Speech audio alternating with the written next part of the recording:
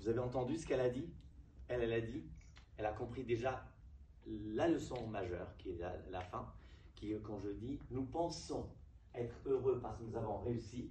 Donc, ça répond à votre question, c'est-à-dire en fait, est-ce que je suis heureux parce que j'ai gagné au loto, parce que j'ai réussi dans mon travail, etc., parce que je suis amoureux, parce que j'ai une compagne, parce que ou les femmes compagnons, etc., ou bien non, c'est l'inverse.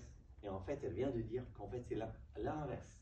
Parce que je suis heureux, parce que je suis dans un mood positif, que ça va appeler des choses positives. Ça, c'est vrai, c'est évident. Vous voulez, il y avait quelqu'un par là. Vous voulez dire quelque chose? Je viens d'arriver. Oui, vous avez entendu l'histoire? Je viens d'arriver.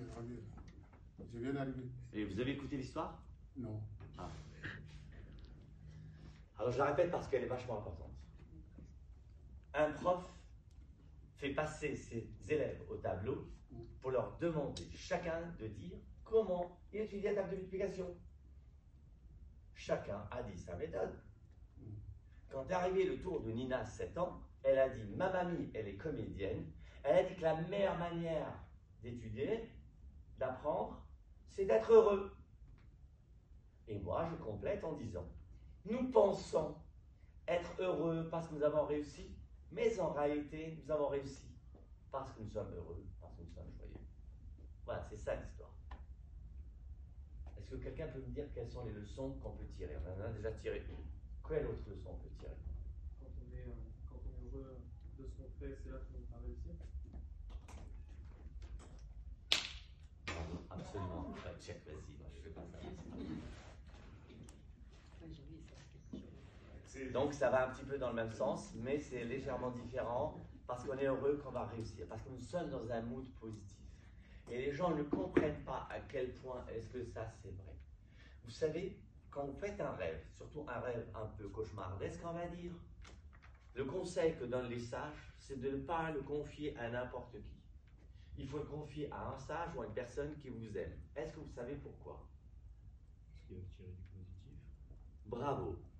Parce qu'un sage ou quelqu'un qui vous aime va forcément, même le cauchemar le plus noir qu'il soit, il va en sortir quelque chose de positif.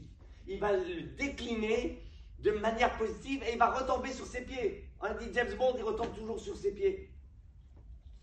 D'accord? Donc pourquoi c'est important l'interprétation? On nous explique que selon l'interprétation, tu vas aborder ce chemin ou ce chemin.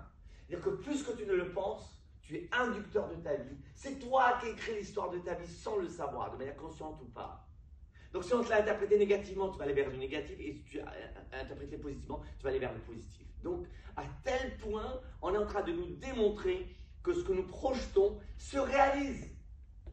Donc autant projeter quelque chose de positif. Donc quand je suis dans un mood joyeux, ça induit un truc joyeux. Excusez-moi, moi, l'exemple le plus flagrant que je connaisse, c'est quand on était ado, on avait toujours peur de Ne me quitte pas, de la rupture. Ouais, tout le monde a connu ça, non? Ouais, Enzo, genre non, genre il est tellement beau gosse.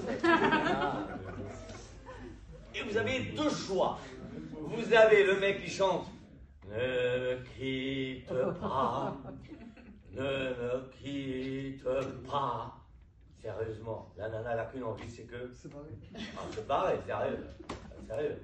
Et puis, tu as un mec qui l'a fait. Ne me quitte pas. Tout peut s'oublier, qui peut s'oublier, qui s'enfuit déjà les malentendus. Sérieusement, la fille, elle va le quitter.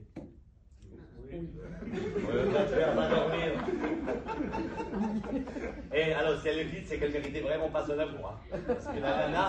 Alors, moi, si j'ai un conseil à donner aux femmes, quand je sais un mec respectueux, premier critère. Deuxièmement, qu'il soit drôle et agréable. Un mec qui est riche, célèbre, mais il est ennuyeux à mourir. Allô, dégage, vous travaillez. Alors revenons à cette histoire-là. Alors, vous avez su quelles sont les leçons que je dois tirer ou pas encore? Être positif. Positif, absolument. Pourquoi? Parce que quand j'apprends... Vous taillez vous aussi? Ne me quitte pas. Il a trop parlé. Il a besoin de voir. En fait, si je dis 2 fois 2, K, 2 fois 3, 6, et chantant A, B, C, D, E, F, G, H. C'est plus facile qu'apprendre A, B, B, C, C. Ma mamie a dit que c'est plus facile d'apprendre quand on est joyeux. Ça veut dire que quand vous travaillez et que vous kiffez votre life, ah ben c'est facile. À la fin de la journée, même si vous êtes à femme de ménage, eh ben vous êtes content. Ah, ma chambre, elle est propre. En plus, la directrice, elle m'a dit, écoute, depuis que tu es venu ici, l'hôtel Mercure, ça brille, c'est extraordinaire. Le cuisinier, les gens, ils viennent. Oh là, je peux voir le cuisinier ou la cuisinière. C'est un cuisinier, madame. Oh là là, je vais lui dire, oh là, mais qu'est-ce que c'est bon. Ah, c'est un kiff, madame. Le petit déjeuner, c'est un régal. C'est un régal. Comprenez? Même chose, je veux voir la directrice. Pourquoi? Je tiens à la féliciter. Le réceptionniste, je suis venu, j'avais beaucoup de travail, mais j'avais un tout petit peu de temps de libre. J'ai demandé conseil. Qu'est-ce que vous me conseillez à faire dans Paris? Écoutez, le plus facile, vous allez au Crazy Horse. Ça va? Je rigole. C'est pas vrai, c'est pas vrai, c'est pas vrai, c'est pas vrai. Écoutez, ça c'est bon. Écoutez, je vous conseille le musée du Louvre. Et allez, il y a un bon restaurant dans le Marais et vous allez vous régaler. Là, du falafel, vous allez vous régaler. Un petit conseil, vous avez compris ce que je veux dire?